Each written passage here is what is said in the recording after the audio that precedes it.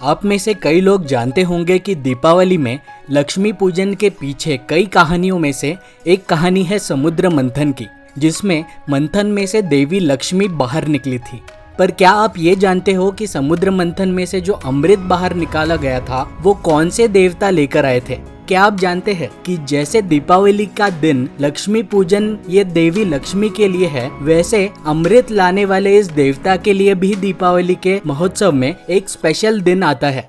समुद्र मंथन के बारे में यही रोचक कहानी आपको मैं सुनाने जा रहा हूँ। मैं हूँ राजेश और इंडियन ट्रेजरी ऑफ विजडम पे आप सभी का स्वागत करता हूँ मैं। अगर आपको इस चैनल का कंटेंट अच्छा लगता है और अभी तक आपने सब्सक्राइब नहीं किया हो तो तुरंत सब्सक्राइब बटन पर क्लिक कर दीजिए और रेगुलर अपडेट्स मिलने के लिए बेल आइकन को जरूर दबाना। असुर जो पाताल लोक में रहते थे और देव जो स्वर्ग लोक में रहते थे, उनके बीच हमेशा ही घमासान मचा रहता था, ये साबित करने के लिए कि कौन ज्यादा शक्तिशाली है। देवताएं हमेशा खुद को श्रेष्ठ बताते और असुर देवताओं को गलत साबित करने के लिए उनसे लड़ते रहते। एक बार यूं हुआ कि असुर लड़ते लड़ते बहुत ज्यादा शक्तिशाली होते जा रहे थे और देवताएं कमजोर होते जा रहे थे। देवताओं को डर लगने लग गया था कि अब स्वर्ग लोक भी उनके हाथ से असुरों के हाथ चला जाएगा। असुरों की बढ़ती शक्ति देखकर और अपने खुद की शक्तियां कमजोर होते हुए देखकर ये देवताएं सारे चिंतित होकर राजा इंद्र के साथ विष्णु भगवान के पास जाते हैं मदद मांगने के लिए। उन्होंने देवताओं से कहा कि इसका एक ही उपाय है और वो है अमृत हासिल करना और अमृत हासिल कर उसे ग्रहण करना। पर ये अमृत को पाना इतना आसान नहीं है। ये अमृत छिपा हुआ है अनंत सागर की गहराई में, जिसे अगर निकालने की इच्छा हो तो समुद्र का मंथन करना पड़ेगा। और ये मंथन करने के लिए देवताओं को किसी और की सहायता लेनी पड़ेगी, क्योंकि वो कमजोर थे। सबसे बड़े पर्वत मंदार पर्वत को लेने की आवश्यकता होगी और सबसे बड़े नाग वासुकी नाग को उन्हें रस्सी की भांति उपयोग करना होगा। फिर अमृत को बाहर निकालने के लिए उन्हें पहाड़ के साथ मंथन करना होगा और इस मंथन को करने के लिए दोनों तरफ लोग लगेंगे और दूसरी तरफ से मंथन करने के लिए असुरों को मंथन में शामिल करना होगा। देवताएं अब ये सुनकर प्रश्न उठाते हैं कि ऐसे तो असुरों को भी अमृत हमें बांटना पड़ेगा। तभी भगवान विष्णु उनसे वादा करते हैं कि अमृत निकालने के बाद वो इस बात का ध्यान रखेंगे कि अमृत सिर्फ देवताओं को ही मिले। अब दोस्तों आगे ये होता है कि असुरों को देवताएं संपर्क करते हैं और इस जीवन बढ़ाने वाले और शक्तिशाली करने वाले अमृत के बारे में कहते हैं। अब असुरों को भी ये ग्रहण करना था, क्योंकि उन्हें भी ज्यादा शक्तिशाली होना था, तो वो भी मंथन करने के लिए तैयार हो गए।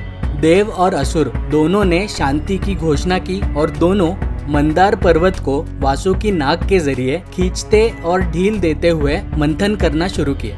फिर मंथन में से कई चीजें बाहर निकलती है। धीरे धीरे जैसे जैसे मंथन किए जाते हैं वो लोग, और जो जो चीजें उसमें से बाहर निकलती है वो देव और असुर एक दूसरे में बांट लेते हैं, जैसे पारिजात, कामधेनु, ऐरावत हाथी इत्यादि। इस मंथन में से जितनी भी चीजें बाहर निकल रही थी वो सारी अपनी अपनी जगह पे बहुत ही महत्वपूर्ण थी, लेकिन इन सारे चीजों में से सबसे ज्यादा महत्वपूर्ण चीज जो उस मंथन में से बाहर निकलती है वो है देवी लक्ष्मी। एक गुलाबी कमल फूल पर विराजमान, लाल और सोने की रेशमी कपड़े पहने हुई, गले और कलाइयों में चमकते गहने देवी लक्ष्मी मंथन में से बाहर निकलती है। उनकी हथेलियों से सोने के सिक्के गिर रहे होते हैं और उनके दूसरे हाथ में सोने का घड़ा होता है जो सोने से भरा हुआ होता है, और अपने होठों पर मंडराती एक प्यारी सी मुस्कान के साथ देवी लक्ष्मी फिर सारे देवताओं में शर्म से अपने लिए एक उपयुक्त वर ढूंढने लगती है। सारे देवताओं में वो सिर्फ भगवान विष्णु को देखकर ही प्रसन्न होती है, और प्रसन्न क्यों ना हो, वो इतने सुंदर जो थे। उन्होंने बिल्कुल भी समय ना बर्बाद करते हुए भगवान विष्णु के गले में माला पहना दी और उन्हें अपना स्वामी घोषित कर दिया। इसके पश्चात देव और असुर दोनों फिर से समुद्र मंथन में लग जाते हैं। उन्होंने बड़े उत्साह के साथ मंथन किया और मंथन में ढेर सारे और भी चीजें निकली जो उन्होंने आपस में बांट लिए। अंत में अमृत से भरा हुआ एक सुनहरा कलश धारण किए एक चमकीले देव बाहर निकल आते हैं। ये देवता थे धन्वंतरी देव। धन्वंतरी देव जैसे ही बाहर आते हैं वो कहते हैं कि वो अच्छे स्वास्थ्य और चिकित्सा के देवता है।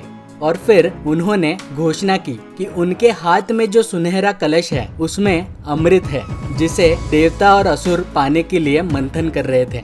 अब दोस्तों, इस कहानी में आगे क्या होता है आप में से कई लोग जानते ही होंगे कि किस प्रकार विष्णु भगवान मोहिनी रूप धारण करते हैं और छल से सिर्फ देवताओं को ही अमृत पिलाते हैं और असुरों को अमृत नहीं मिलता है, और इसी प्रकार देवताओं को जीत हासिल होती है और वो अमर हो जाते हैं और अत्यंत शक्तिशाली भी।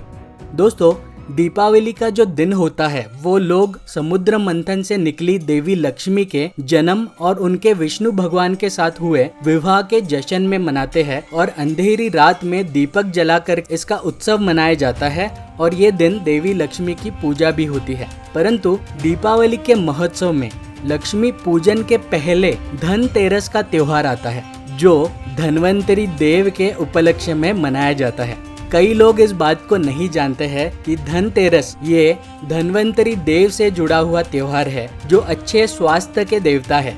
इस कहानी में लक्ष्मी विवाह करती है विष्णु भगवान के साथ। विष्णु भगवान जो संरक्षण के भगवान है, यानी जो हम सब का ख्याल रखते हैं, अवतारित होकर हमारी रक्षा करते हैं, लोगों का ख्याल रखते हैं। लक्ष्मी जो प्रतीक है धन दौलत और समृद्धि का, उनका इनसे विवाह करना ये दर्शाता है कि हम अगर दूसरों का ख्याल रखेंगे और दूसरों की सहायता करेंगे तो ही धन दौलत और समृद्धि हमारे पास आएगी।